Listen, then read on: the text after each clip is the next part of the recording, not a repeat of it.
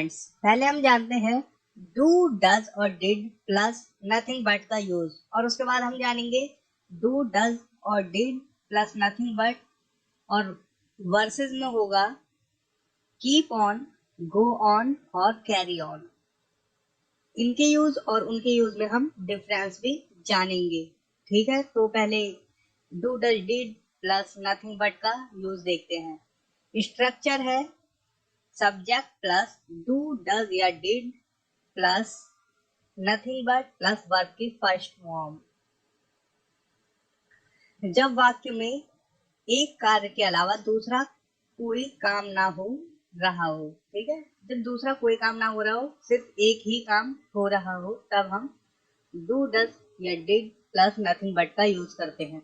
जैसे देखिए, वह खेलता ही रहता है, he does nothing but play।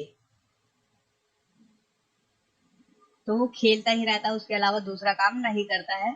इस सेंटेंस से ये पता चल रहा है खेलता ही रहता है।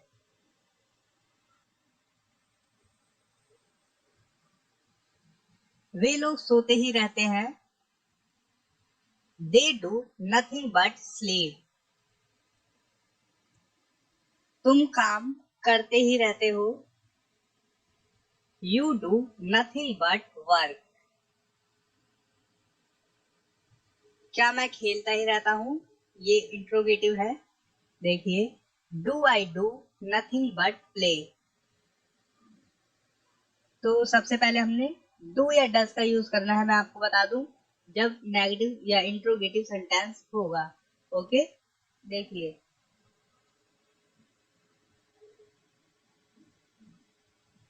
क्या वह सोता ही रहता है, does he do nothing but sleep. यहाँ पर ही के साथ हमने डज का यूज इसलिए नहीं किया क्योंकि हमने प्रश्न में डज का यूज पहले ही कर लिया है। ठीक है, डज हमने पहले ही यूज कर लिया, तो हम ही के साथ भी अब डू का यूज कर रहे हैं। Does he do nothing but sleep. Okay, clear है आपको? देखिए, क्या संजीव सोचता ही रहता है,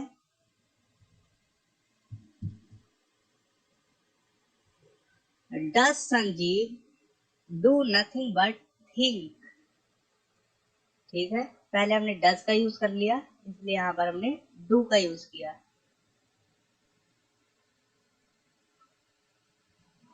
क्या बच्चे हंसते ही रहते हैं, do the children do nothing but laugh.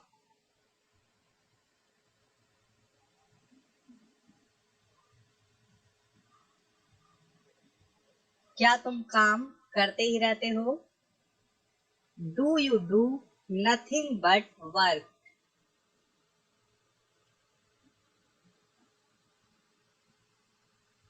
वह क्यों खेलता ही रहता है, why does he do nothing but play. तो आप लोगों को क्लियर हो गया, जब हम डज का यूज कर लेंगे उसके बाद हम डू का ही यूज करेंगे सब्जेक्ट के बाद। ओके, या इंट्रोगेटिव में अगर हम डज का यूज करते हैं तो हम डू का यूज करेंगे, या नेगेटिव में भी। देखिए, वह कैसे सोता ही रहता है, how does he do nothing but sleep.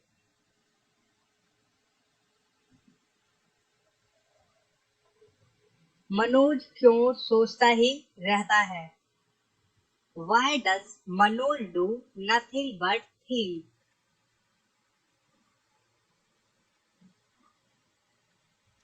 वह क्यों काम करता ही रहता है, why does he do nothing but work. अब देखिए, कुछ डिड वाले सेंटेंसेस देख लीजिए, इसमें भी आपको क्लियर हो जाएगा। मैं खेलता ही रहा, I did nothing but play.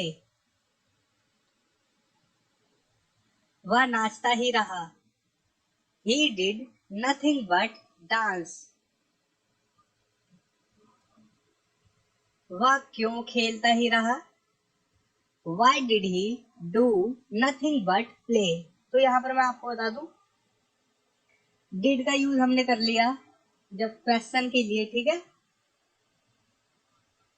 पहले हमने वाई उठाया क्यों के लिए, उसके बाद हमने डिड का यूज किया, उसके बाद ही, उसके बाद हमने डू का इसलिए यूज किया क्योंकि जब भी डिड का यूज होगा तो हम डू का यूज करेंगे, ना कि डिड का दोबारा से यूज करेंगे। ओके, हमने एक तो क्वेश्चन बनाने के लिए हमने डिड का यूज पहले कर लिया, तो अब हमें डू का यूज करना है, ना कि डिड का। ओके, क्लियर है। देखिए, why did he do nothing but play, वह क्यों खेलता ही रहता रहा। वह कैसे सोता ही रहा। How did he do nothing but sleep. Manoj क्यों सोचता ही रहा। Why did Manoj do nothing but think. तुम क्यों काम करते ही रहे। Why did you do nothing but work. अब देखिए वर्सेस मोड आ गया है, तो हम इसमें देखेंगे डू, डज और डिड प्लस क्या है इसमें, सॉरी मैंने यहाँ पर प्लस नहीं किया, nothing but. Okay, nothing but do, does, did plus nothing but versus keep on, carry on, go on. तो इन तीनों का मतलब तो सेम ही होता है, आप किसी का भी यूज कर सकते हैं, या कीप ऑन या कैरी ऑन या गो ऑन। ओके, देखिए, मैं खेलता ही रहता हूं, ये बन जाएगा इस वाले से, I do nothing but play. Okay, जबकि ये बनेगा मैं खेलता ही रहता हूं, सॉरी, मैं खेलता रहता हूं, आई कीप ऑन प्लेइंग।